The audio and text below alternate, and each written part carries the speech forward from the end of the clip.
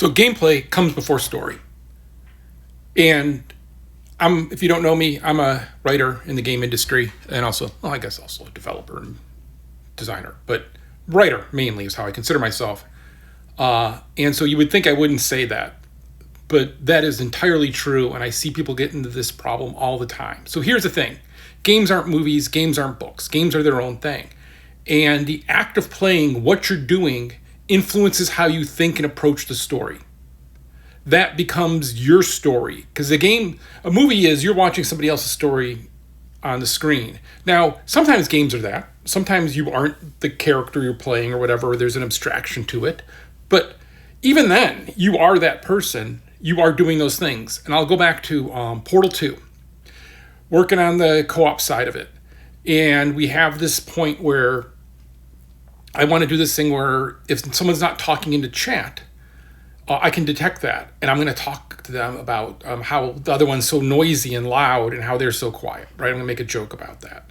Maybe I'll talk to the one who's quiet and talking about the loud one, like whatever. So I do the first set of jokes about that. And playtesters come back and they're like, that's really weird. Because I thought I was being really noisy and loud. And it's because they were doing all the emotes. They were doing all the dancing and all the high-fiving and all of that stuff with their character. So their character in their mind was them, and they were making a lot of noise even though they weren't talking on voice, and the other person was talking. It's always had to be like one person talking, so they're using voice.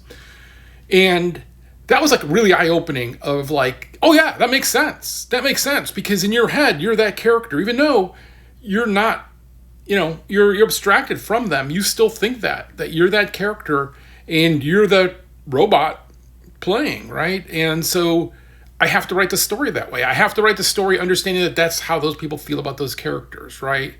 And so, you'll see games that try to make this big, dreary kind of like, end of the world, everybody hates each other thing. Well, they got to tell that story then, and they got to do things like kill dogs because they got to make you miserable. And I get that. That's a good move for them. I'm not going to play those games. Also, I'm not going to play those games because at the end of the world, we see again and again, and even things like the LA fires, that people who are actually there dealing with it help each other because people are actually good. And I'm going to keep with that, and I'm not going to make art that says otherwise. But the idea is still that your gameplay first, you have to find your gameplay because you don't want to be like, well, we wrote this really happy story, but you shoot a lot of people in the head. What are we going to do? Right? No. I always remember Half-Life 2, Episode 2, we flipped some of the maps because it just wasn't working gameplay-wise because they had to learn some stuff on what to do. And I was kind of like, we had this really good. Now I got to kind of fill it in. And I've said this before. The most vague line I've ever wrote in my life was, go pick up that thing over there. Because then we had learned we were going to give you some reward for doing this stuff, but now that we had done them out of order, I didn't know what that was anymore, and we needed to go record it. But I was serving the gameplay because the gameplay was the important thing. Nobody ever brings up that line to me, ever, because it's the gameplay. You're like, oh, I get it. I had to learn about the radar before I go to the big final battle that has radar in it. I don't want to learn it while I'm fighting.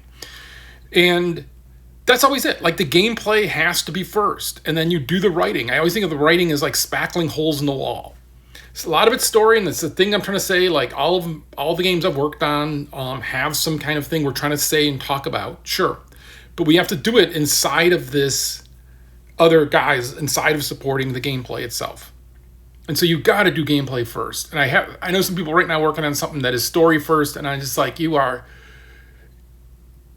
people don't remember the big, like, people remember what they're doing and what they think their character's doing and how they're having those reactions and what they're doing and how they're participating and having agency in that world. And you have to remember that. They're not going to remember your big clever line outside of that. They have to feel part of that, right? The cleverness of Portal works because of the testing situation and your relationship that you have, like with GLaDOS. And you have to have that. And you have to build that. And you have to respect it's gameplay first, then story. So, for the young writers out there, or for all writers out there, including us old guys, it's gameplay first. And then you're going to go spackle in. And this spackle, then, you can choose the color. You can choose the theme. You can decide what you're going to talk about. You're going to kind of go explore those kind of things. It's games. It's not movies. Had a movie writer trying to explain to me the problem with games. And I just had that like, oh,